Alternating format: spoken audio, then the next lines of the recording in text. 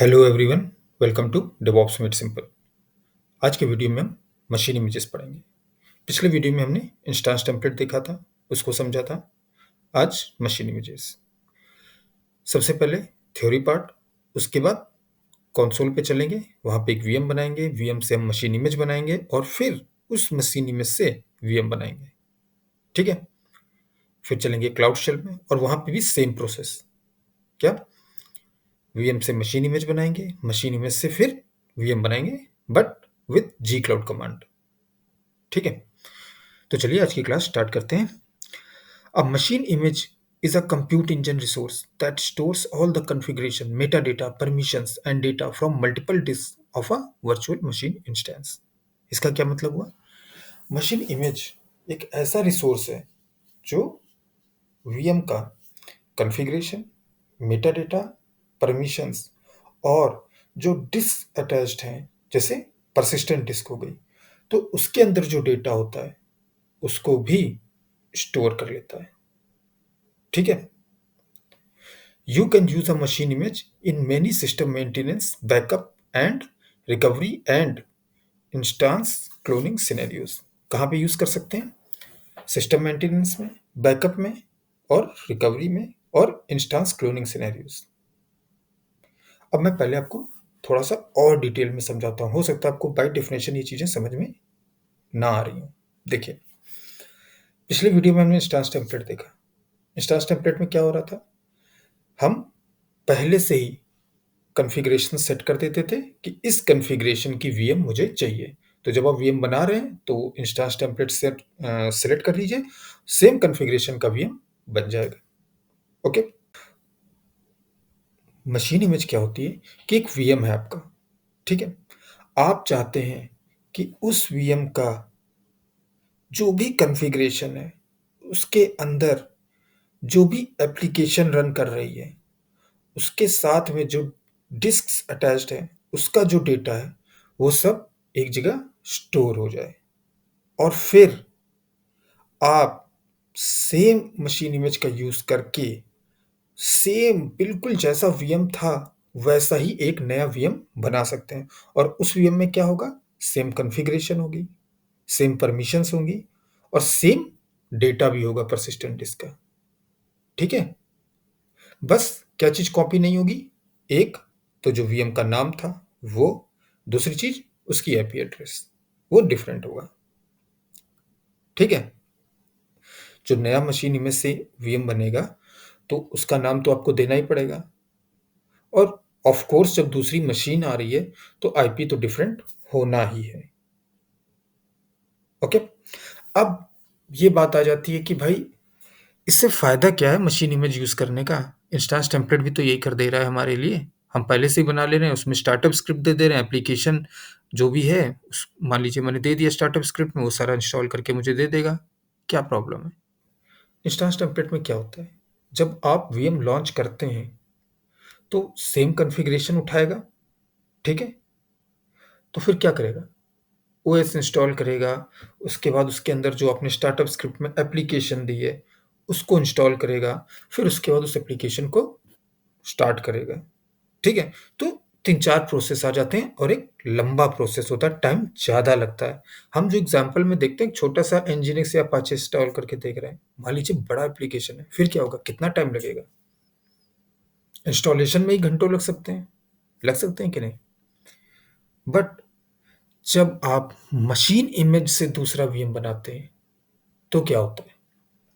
सीधे VM launch हो जाएगा और आप एप्लीकेशन स्टार्ट कर दीजिए, क्योंकि मशीन इमेज में पहले से ही एप्लीकेशन इंस्टॉल्ड है।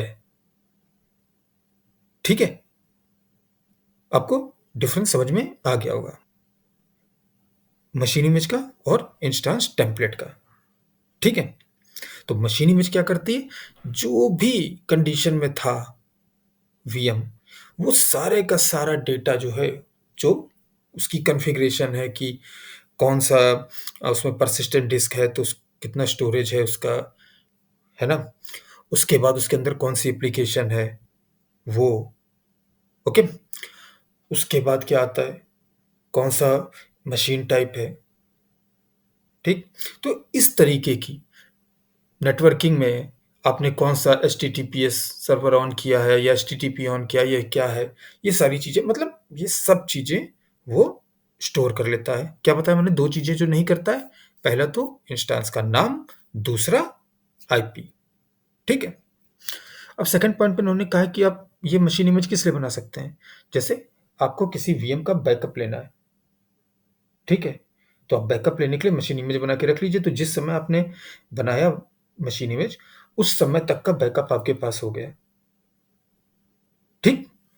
और जैसे इन्होंने कहा कि बैकअप एंड रिकवरी, तो फिर मान लीजिए वो आपका वीएम प्रॉब्लम में आ जाता है, डाउन हो गया या करप्ट हो गया, तो आप क्या कर सकते हैं? उसी मशीन इमेज से दूसरा वीएम बना सकते हैं, ठीक? इंस्टेंस क्लोनिंग, आपको सेम वीएम चाहिए, एकदम कॉपी, क्लोन चाहिए उसका, तो वहाँ पे मशीन इमेज बनाइए और नया वीएम लॉन्च कर दीजिए, ठीक?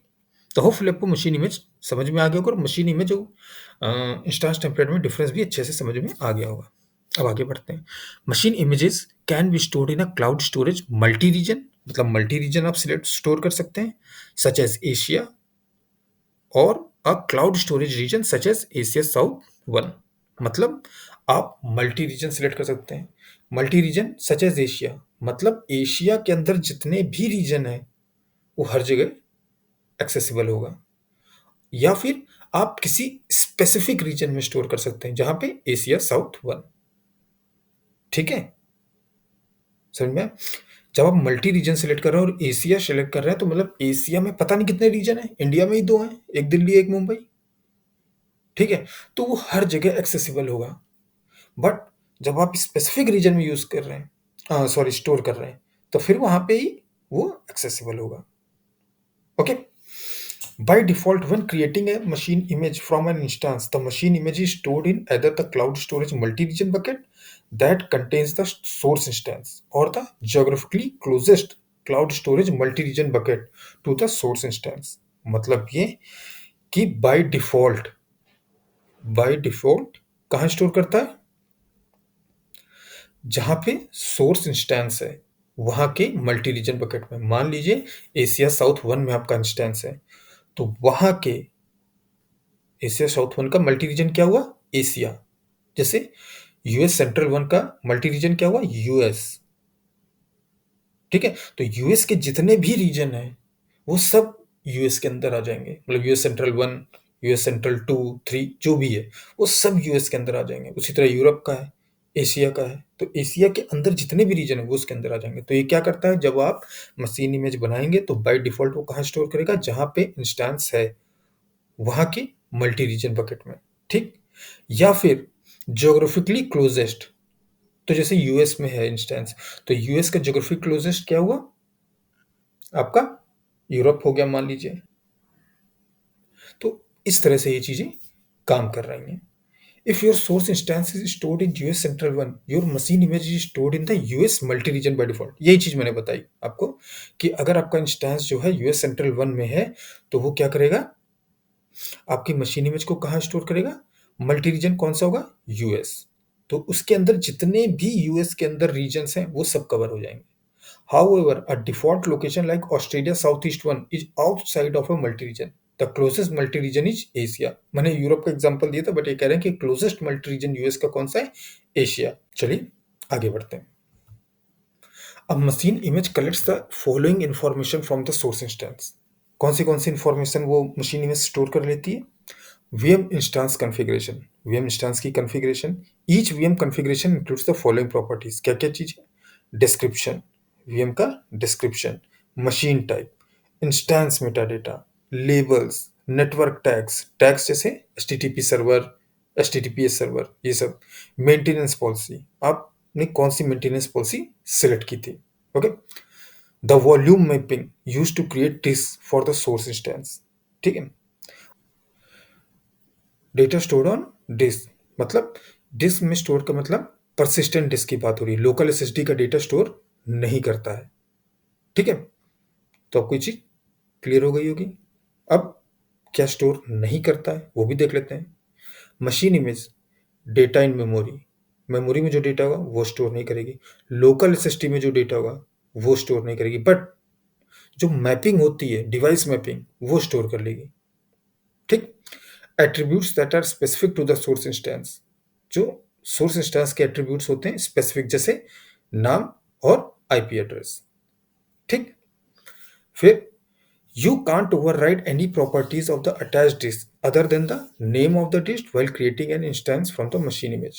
इनके कहने का क्या मतलब है, जब आप मशीन इमेज से एक इंस्टेंस बना रहे हैं तो जो डिस्क अटैच्ड है उसकी प्रॉपर्टीज से के साथ आप कोई छेड़छाड़ नहीं कर सकते हैं, मतलब ओवरराइड नहीं कर सकते हैं। क्या ओवरराइड कर सकते हैं आप? सिर्फ नाम, आप डिस्क का नाम चेंज कर सकते हैं, बाकी आप कुछ भी नहीं कर सकते हैं।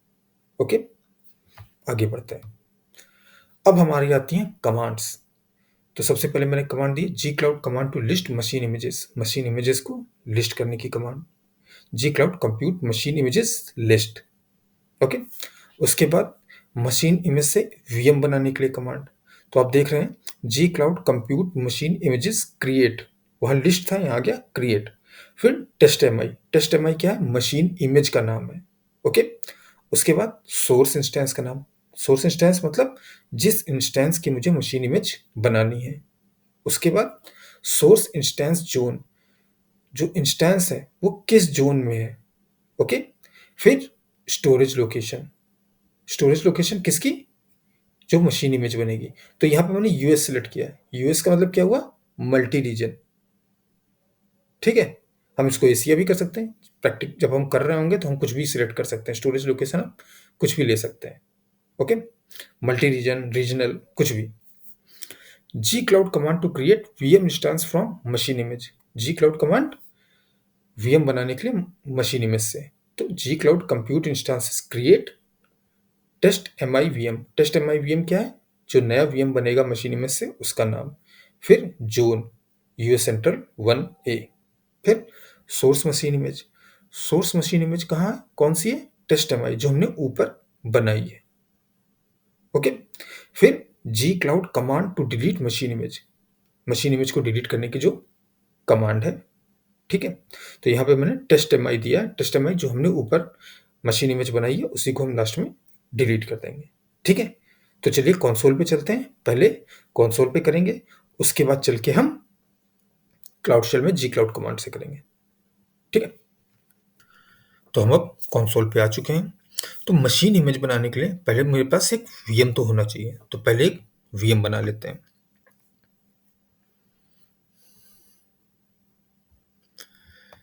इसका नाम मैं रख देता हूं टेस्ट 2। ठीक, ये ऐसे ही रहने देते हैं। Region US central 1 Iowa, zone any, या सिलेक्ट कर लें यूएस सेंट्रल 1A कर देते हैं। उसके बाद इसको सिलेक्ट कर लेते हैं और उसको माइक्रो कर देते हैं। ओके, फिर चलते हैं नेटवर्किंग में, HTTP अलाउ कर देते हैं। फिर एडवांस में चलेंगे और यहाँ ऑटोमेशन में मैं एक स्टार्टअप स्क्रिप्ट कॉपी कर दूंगा। मैंने कर दिया। ठीक, अब हमें और कुछ करने की ज़रूरत नहीं है, मैं क्रिएट करता हूँ। तो हमारा वीएम रेडी हो गया है। ठीक है, तो पहले एक्सटर्नल आईपी पे चल के देख लेते हैं हमने क्या किया है। ये देखिए, welcome to DevOps made simple, this engineering service setup using an automated shell script. ठीक है, ये दिखाने का पर्पज ये था कि यहाँ पर एक वेब सर्वर इंस्टॉल्ड है। ठीक है, तो अब जब हम इससे एक मशीन इमेज बनाएंगे, ठीक है, तो क्या होगा? वहां पे ये वेब सर्वर प्री इंस्टॉल्ड मिलेगा। तो लेफ्ट हैंड साइड पे मशीन इमेज है, यहाँ पे चलते हैं और यहाँ पे क्रिएट मशीन इमेज। ओके, नाम कुछ भी दे सकते हैं, टेस्ट 2 MI। ठीक, उसके बाद सोर्स वीएम इंस्टेंस, तो हमारा वीएम कौन सा? टेस्ट 2 जो भी हमने बनाया। उसके बाद लोकेशन मल्टी रीजनल या रीजनल, मल्टी रीजनल तो हम बना ही रहे हैं कमांड से, तो यहाँ पे रीजनल बना लेते हैं। ओके, इसका इनक्रिप्शन है, इसको वैसे ही रहने देते हैं, बाकी सब कुछ वैसे ही रहने देते हैं, सिर्फ क्रिएट करना है हमें। थोड़ा टाइम लगेगा इसको क्रिएट होने में। तो हमारी मशीन इमेज बन के तैयार है। ठीक है, अब हमें क्या करना है, वापस वीएम इंस्टेंस पे चलते हैं, क्रिएट इंस्टेंस पे क्लिक करते हैं। ओके, अब create VM from machine images. Okay, तो मशीन इमेज से हम बनाएंगे।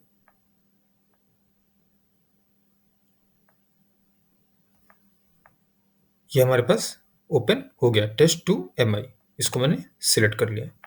इसको कस्टमाइज करना है। अब कस्टमाइज में क्या करना है, नाम बदलना है हमें, तो नाम हम बदल देते हैं, test2mi क्लोन कर देते हैं।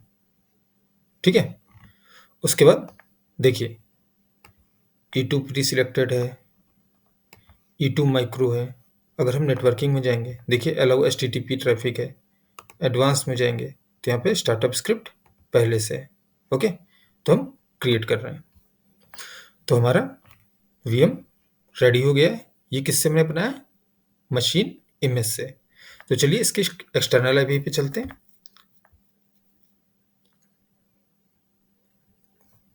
ये देखिए, welcome to DevOps made simple. तो जो पहले वाले में था वही दूसरे वाले में भी है। ठीक है, सेम। तो जो, क्योंकि जो वेब सर्वर है वो फर्स्ट वाले में जो test2 था जिससे हमने मशीन इमेज बनाई थी, उसमें वेब सर्वर इंस्टॉल्ड था। ठीक है, सेम चीज मशीन इमेज में चली गई, और जब उस मशीन इमेज से हमने वीएम बनाया तो वहां पे भी वो एप्लीकेशन प्री इंस्टॉल्ड था। ठीक है, तो हमें सेम रिजल्ट मिल रहा है, welcome to DevOps made simple. Okay, तो होपफुली आपको ये समझ में आ गया होगा कि कंसोल पे कैसे वीएम से मशीन इमेज बनाना है, फिर उस मशीन इमेज से हमें दूसरा वीएम बनाना है। ओके, तो मैं ये दोनों वीएम डिलीट कर रहा हूं।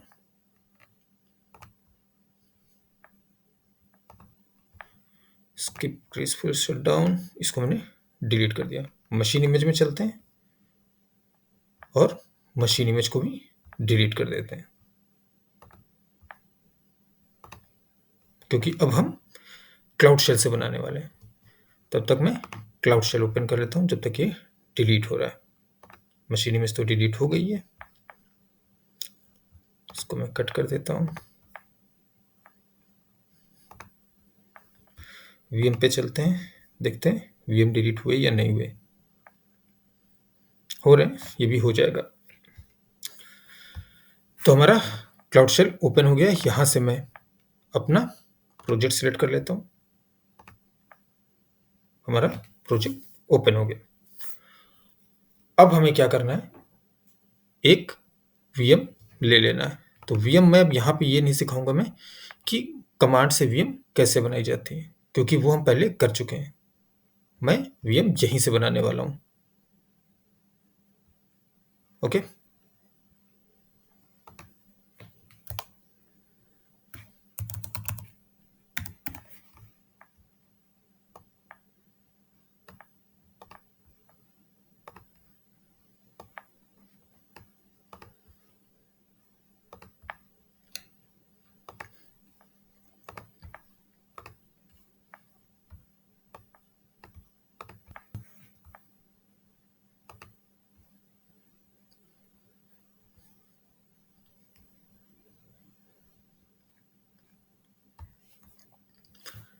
तो अब मैं क्या करने वाला हूँ,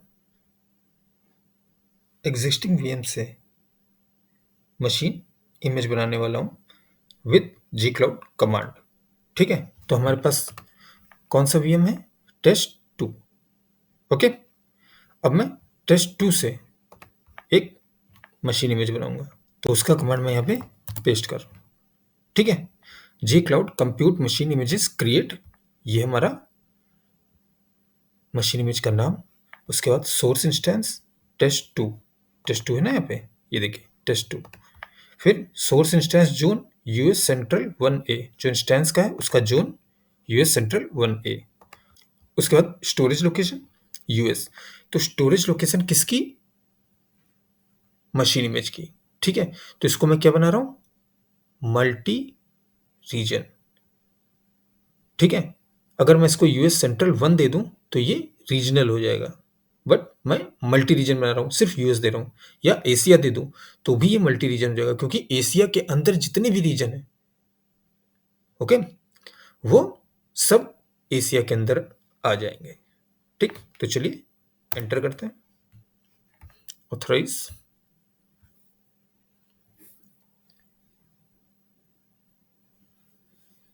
यहाँ पे चल के अगर हम देखें मशीन इमेजेस में, तो हमारा मशीन इमेज रेडी हो रहा होगा। ये देखिए टेस्ट एम आई नाम दिया है ना मैंने, ये देखिए,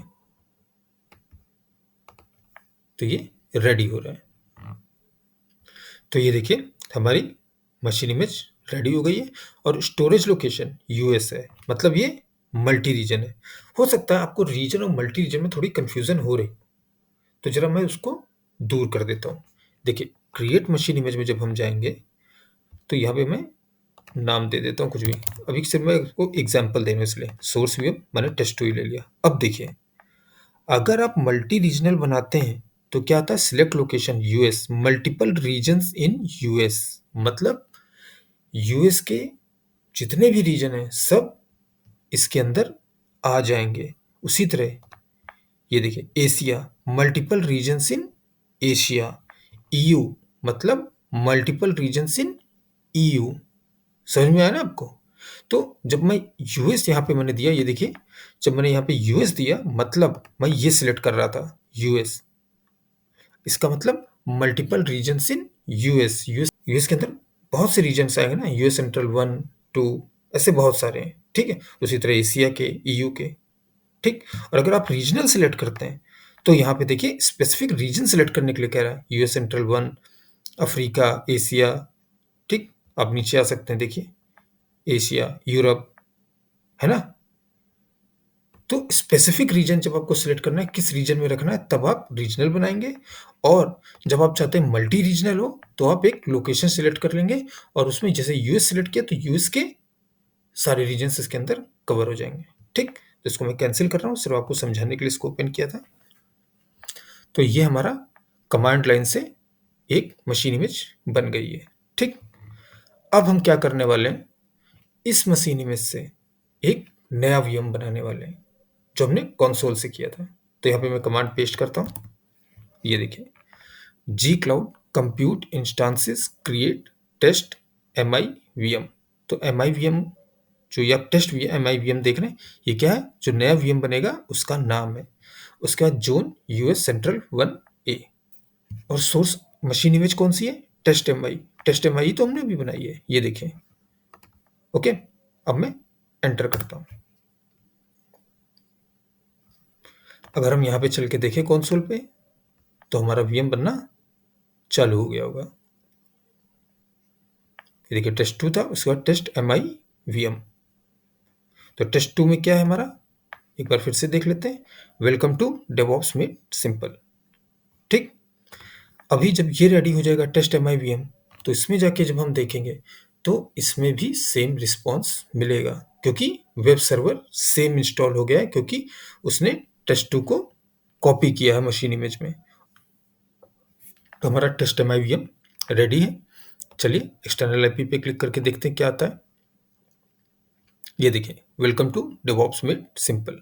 तो इसने क्या किया, जो टेस्ट 2 था उसका क्लोन तैयार हो गया, क्योंकि टेस्ट 2 से हमने क्या बनाया, मशीन इमेज, और फिर उसी मशीन इमेज से हमने test M I V M बनाया है, ठीक है। होपफुली आपको समझ में आ गया होगा। इसको मैं कट कर देता हूँ, फिर से क्लाउड शेल पे आते हैं। तो हमने क्या देखा, जी क्लाउड की मदद से कैसे वीएम से मशीन इमेज बनाई जा सकती है, फिर मशीन इमेज से कैसे नया वीएम बनाया जा सकता है, ठीक है। अब जी क्लाउड से वीएम कैसे बनाया जाता है, ये मैं इस वीडियो में कवर नहीं कर रहा हूं, क्योंकि ये हम पहले कवर कर चुके हैं, ठीक है। अब क्या है, मैं G cloud compute machine images list, इस कमांड का यूज कर रहा हूं, क्या करने के लिए, मशीन इमेजेस को लिस्ट करने के लिए। हमारे पास कितनी मशीन इमेजेस हैं, देखिए एक है, test M I ready, okay. अब अगर मुझे डिलीट करना है तो कैसे? लिस्ट की जगह पे डिलीट, उसके बाद test M I. Test M आई कौन सी है? जो हमें डिलीट करनी है मशीन इमेज का नाम। The following machine images will be deleted, test M I. हो यस, ठीक है। तो हम कमांड लाइन से इसको डिलीट कर रहे हैं। यहाँ पे अगर चल के हम देखेंगे तो ये डिलीट हो रही होगी और डिलीट हो गई। देखिए नहीं है। क्लाउड शेल पे अगर देखें तो ये डिलीट हो चुकी है, डिलीटेड। ओके। तो ये था हमारा मशीन इमेजेस। मशीन इमेजेस से कैसे वीएम बनाना है और वीएम से कैसे मशीन इमेज बनानी है। ठीक है, हमने कंसोल पे और जी क्लाउड पे दोनों चीजें देख ली। चलते चलते हम वीएम को डिलीट कर देते हैं। ठीक है, तो जब आप भी प्रैक्टिस कर रहे हो तो प्लीज डिलीट जरूर कर दीजिए, अदरवाइज कॉस्ट का डर रहेगा, आपको कॉस्ट आ सकता है। तो ये मैं डिलीट कर रहा हूँ, थोड़ी देर में डिलीट हो जाएगा। तो होपफुली आपको मशीन इमेजेस समझ में आ गया होगा, कंसोल से कैसे करना है वो भी समझ में आ गया होगा, और जी क्लाउड से कैसे करना है वो भी समझ में आ गया होगा। इंस्टांस टेम्पलेट और मशीन इमेजेस में क्या डिफरेंस है ये भी समझ में आ गया होगा। ठीक है, तो प्लीज प्रैक्टिस जरूर करिए, सिर्फ वीडियो देखने से काम नहीं चलेगा। आपको वीडियो कैसे लग रहे हैं? अगर आपको कोई प्रॉब्लम आ रही है तो प्लीज कमेंट में जरूर बताइए। वीडियो को लाइक करते रहिए, चैनल को सब्सक्राइब करिए और अपने दोस्तों के साथ शेयर करिए। मिलते हैं अगले वीडियो में। Thank you.